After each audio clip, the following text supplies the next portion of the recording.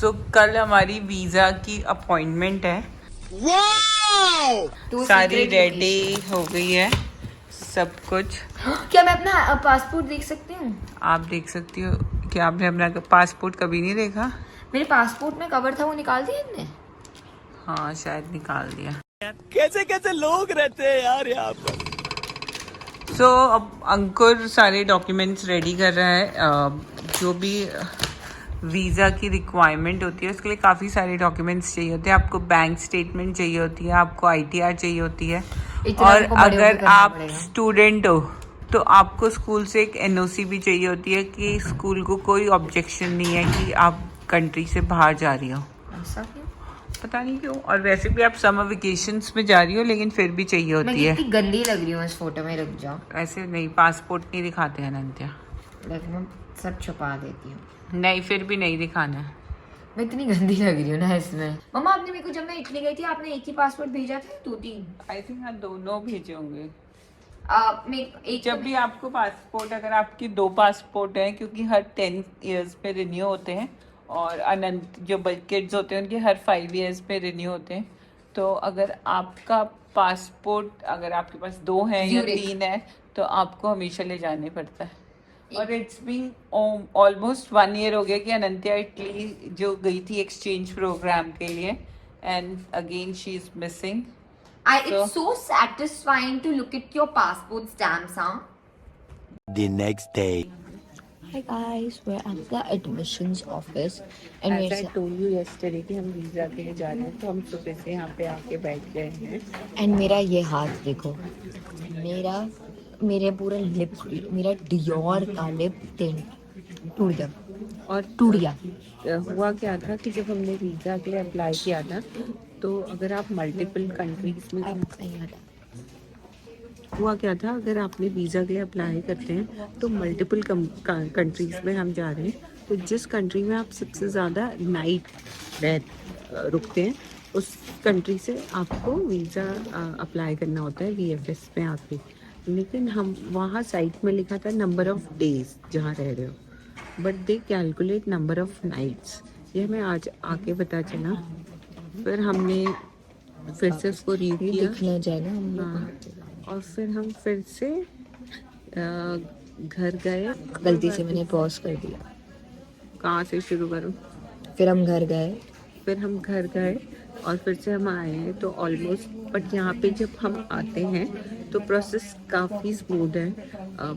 Token मिलता है, आपका काउंटर जल्दी से अलाउड तो हो जाता है।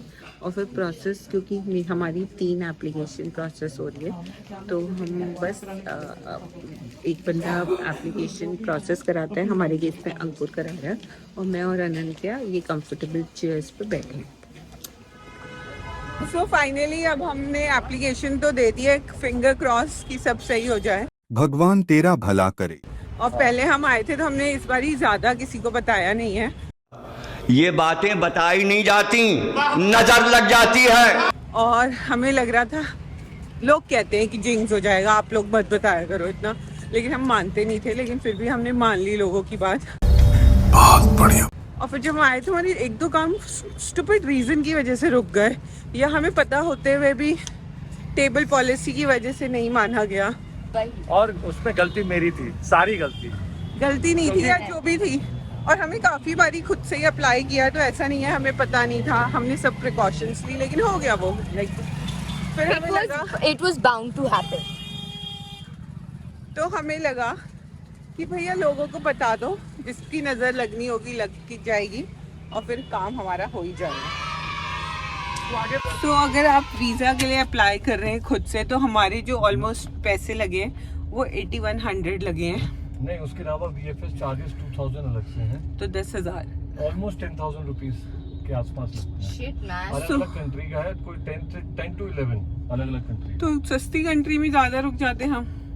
अलग अलग कंट्री के थोड़े बहुत चार्जेस वो है, बिटवीन 10 to 11 के आसपास टोटल खर्चा आता है। Switzerland is one of the most expensive country. It is the most expensive country. अगर आप यूरोपियन बात करो या क्रॉस वर्ल्ड की बात करो, and Zurich is the city which is most expensive. But guys मैं आपको एक स्टोरी बताती हूँ, आप मेरे को कैमरा दो यार। हाँ, तो अपना हमारा मेरा फोन गिर गया। सो बेसिकली जब मैं लास्ट ईयर इटली गई थी विद फेस कार्ड, तो बेसिकली लास्ट ईयर जब मैं इटली गई थी विथ लाइक स्कूल, तो हमारा दोनों टाइम लाइक आते वक्त और जाते वक्त लेओवर ज्यूरिक में था. And while we were going to Italy, मतलब हमारे पास इतना टाइम नहीं था. It was a really short layover. Like वहां से हमारी नेक्स्ट फ्लाइट तक जाने पे ही पूरा हमारा लेओवर कवर हो गया था. But while coming back we had a 4 hour layover and हम लोग थे भूखे और मतलब शॉपिंग के क्रेज में. And like you know we just wanted to make like the last moment special. तो फिर हम लोग लाइक पूरा देख रहे थे पूरे ज्यूरिक एयरपोर्ट तक. इतना महंगा था. बर्गर किंग का एक बर्गर 2-3 हजार का था. और मैंने सोचा कि मैं तो अपने सारे पैसे इटली में खत्म कर देती हूँ और मेरे को क्या ही चाहिए होंगे. तो आई हैड नो मनी.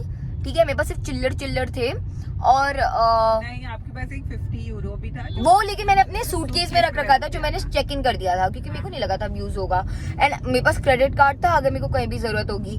सो मैंने अपने बच्चों को 15 यूरो से M&Ms लिए because I had to buy M&Ms. But उसके बाद I did not eat anything क्योंकि वो मेरे चिल्लर पैसे कुछ नहीं. तुम्हें फ्लाइट में तो खाना मिला होगा. हाँ, बट लाइक मम्मा बर्गर किंग और लाइक अच्छी अच्छी जगह थी वहाँ पे. और वहाँ पे फिर हम लोग शॉपिंग का भी देख रहे थे. तो M&Ms तो मेरे को ले देने थे बट लाइक उसके अलावा भी सब was quite expensive.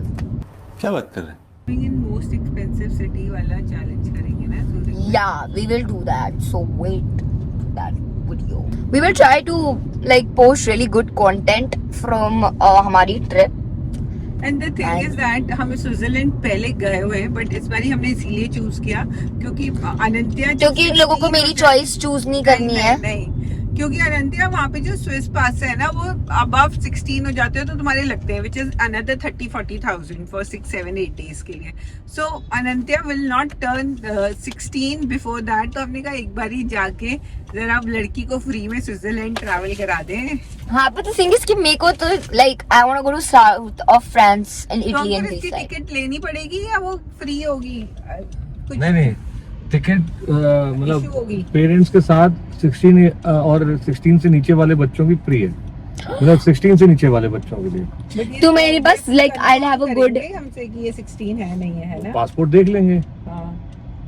I'll have a like a अगर कंफर्म नहीं करेंगे तो 16 इयर्स की तुम्हें ही बना देता मैं. क्यों? हमें लगती नहीं होगा. स्वीट. Anyways, तो इस बार I was like चलो ठीक है, पापा मम्मी के बाद के लिए उनकी डेस्टिनेशंस चले जाते हैं. But next time next trip we are going to south of France and Italy. और ये भी बता दो, और ये भी ये बता, मामा ये कह रही है कि इटली हम होके आ गए हैं, लेकिन हम लोग स्विट्जरलैंड भी तो होके आ गए हैं. साउथ ऑफ तो फ्रांस स्विट्जरलैंड हम कम होके आए थे पिछली बार और स्विट्जरलैंड तो भूल गई है. स्विट्जरलैंड फर्स्ट ट्रिप मैं बताती हूँ. स्विट्जरलैंड हमारा फर्स्ट ट्रिप था और जब हम स्विट्जरलैंड की ब्यूटी को ना हम एब्जॉर्ब नहीं कर पाए और हम वहाँ से 6 days बाद निकल गए.